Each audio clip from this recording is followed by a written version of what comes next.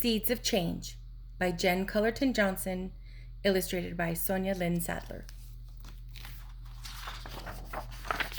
Seeds of Change, planting a path to peace. Come, Wangari's mother called. She beckoned her young daughter over to the tall tree with the wide, smooth trunk and a crown of green and oval leaves.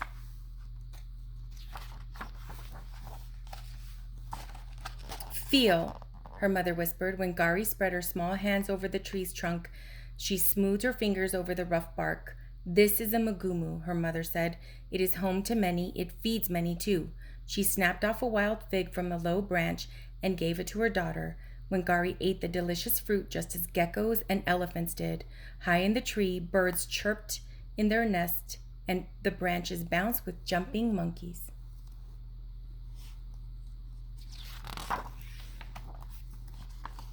Our people, the Kikuyu of Kenya, believe that our ancestors rest in the tree's shade, her mother explained. Wangari wrapped her arms around the trunk as if hugging her great-grandmother's spirit. She promised never to cut down the tree.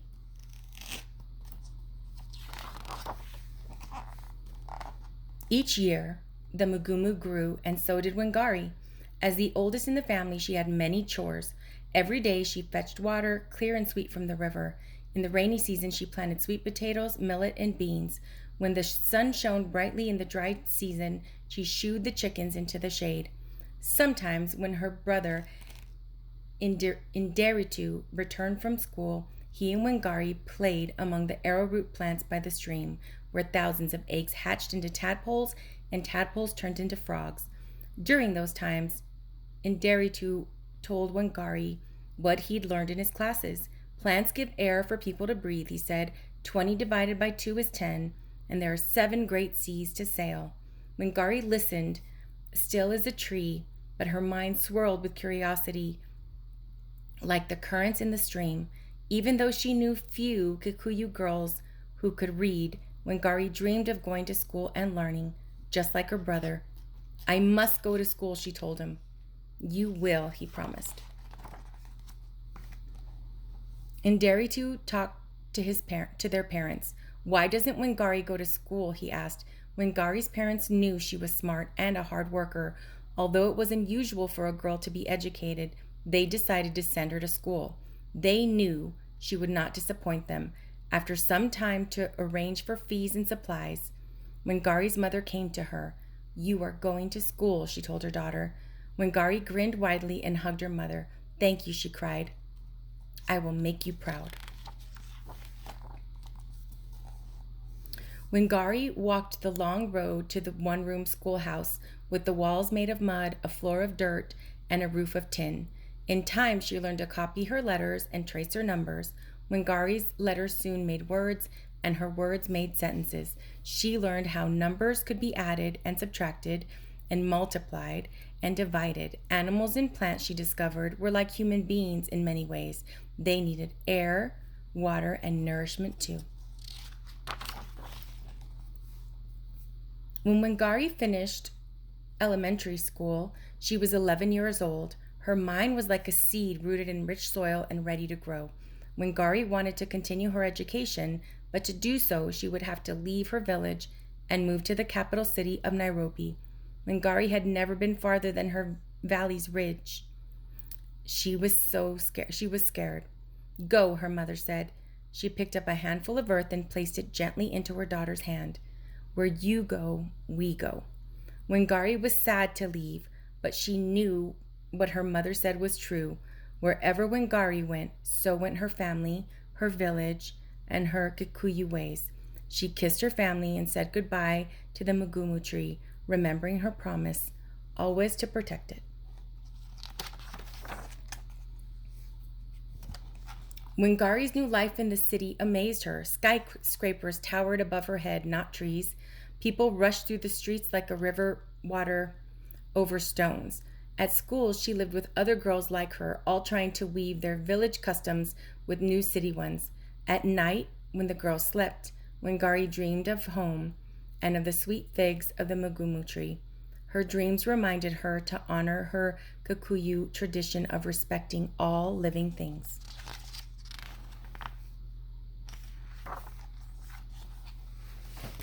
Wangari was an excellent student.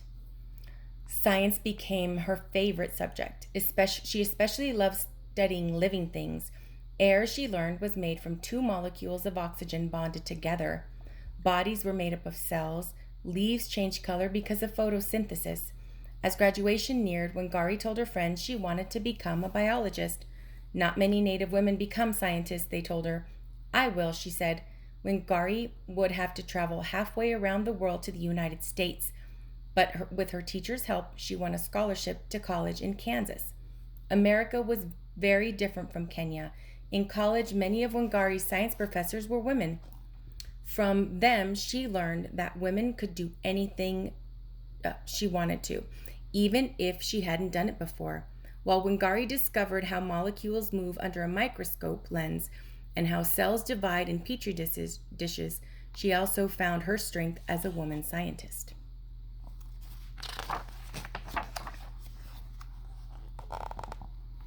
After she graduated from college, Wangari traveled to Pennsylvania to continue her studies. Letters from home told Wangari about changes in Kenya.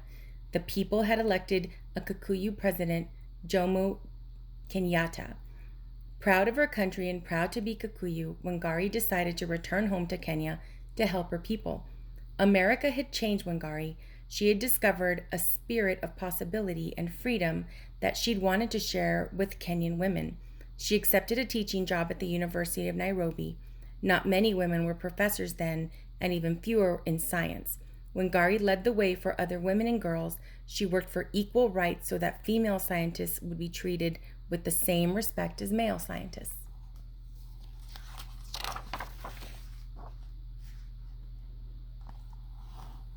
Wangari watched sadly as her government sold more and more land to big foreign companies and cut down forests for timber to clear land for coffee plantations. Native trees such as cedar and acacia vanished. Without trees, birds have no place to rest. Monkeys lost their swings. Tired mothers walked miles for firewood. When Wangari visited her village, she saw that the Kikuyu custom of not chopping down the mugumu trees had been lost. No longer held in place by the tree roots, the soil streamed into the rivers. The water that had been used to grow maize, bananas, and sweet potatoes turned to mud and dried up. Many families went hungry. Wangari could not bear to think of land being destroyed. Now married, the mother of 3 children, she worried about what would happen to all the mothers and children who depended on the land. We must do something, Wangari said. Wangari had an idea as small as a seed but as tall as a tree that reaches for the sky. Harabi, let's work together, she said to her countrywomen, mothers like her. Wangari dug deep into the soil, a seedling by her side. We must plant trees. Many women listened. Many planted seedlings. Some men laughed and sneered. Planting trees was woman's work, they said. Others complained that Wangari was too outspoken, with too many opinions and too much of an education for a woman. Wangari refused to listen to those who criticized her.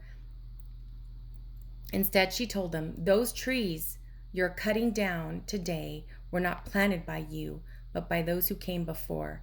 You must plant trees that will benefit the community to come, like a seedling, with sun, good soil, and an abundance of rain.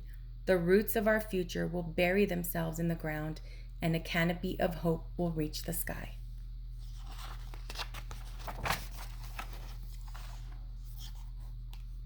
Wangari traveled to villages, towns, and cities with saplings and seeds, shovels and hoes. At each place she went, women planted rows of trees that looked like green belts across the land. Because of this, they started calling themselves the Green Belt Movement.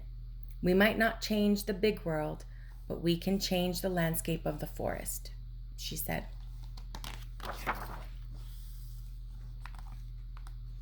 One tree turned to 10, 10 turned to 100, 100 turned to 1 million, all the way up to 30 million planted trees. Kenya grew green again. Birds nested in new trees. Monkeys swung up on the branches. Rivers filled with clean water. Wild figs grew heavy in the mugumu branches.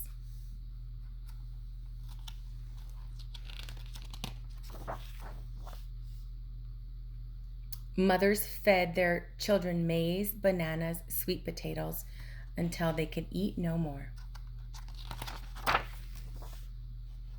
As the green belts moved farther across Kenya, powerful voices rose up against Wangari's movement. Foreign business people, greedy for more land for their coffee plantations and trees for timber, asked, "Who is this woman who can change so many lives with a sapling?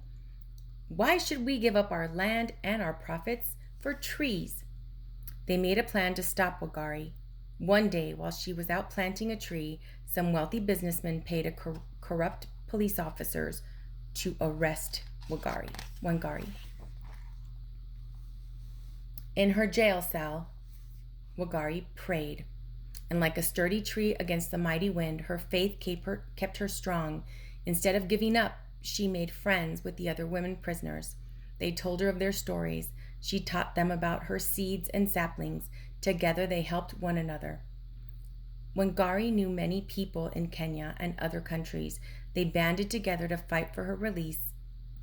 Before she was freed, Wangari promised to help fight for the rights of the other women prisoners too. Wangari realized that people who had put her in jail didn't like the changes in the land or in women. People in charge of big companies wanted to keep the land for themselves, and the government was frightened of too many advances made by women.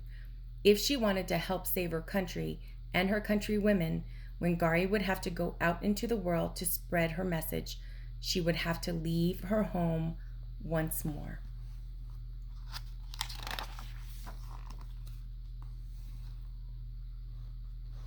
Wangari began to travel, telling her story to teachers, presidents, farmers, ambassadors, and school children all over the world. She dug in the dirt, planted seedlings, and spoke about women's rights with everyone she met. She shared the seeds of change. In time, Kenya changed. More people listened to Wangari's message, calling her Mama Miti, Mother of Trees. They wanted her to lead them into Kenya's new democracy. Wangari was elected to Kenya's parliament and became Minister of the Environment. Still, she did not stop planting trees.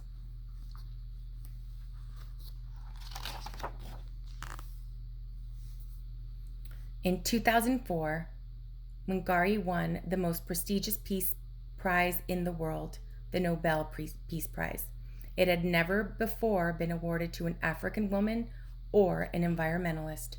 Standing in front of an audience of people from around the world, far from her village, Wangari remembered her girlhood lesson of the Mugumu. She understood that persistence, patience, and commitment to an idea as small as a seed but as tall as a tree that reaches for the sky must be planted in every child's heart. Young people, you are our hope and our future, she said. And then, as she had done so many times before, Wangari planted a tree. The end. Happy Earth Day.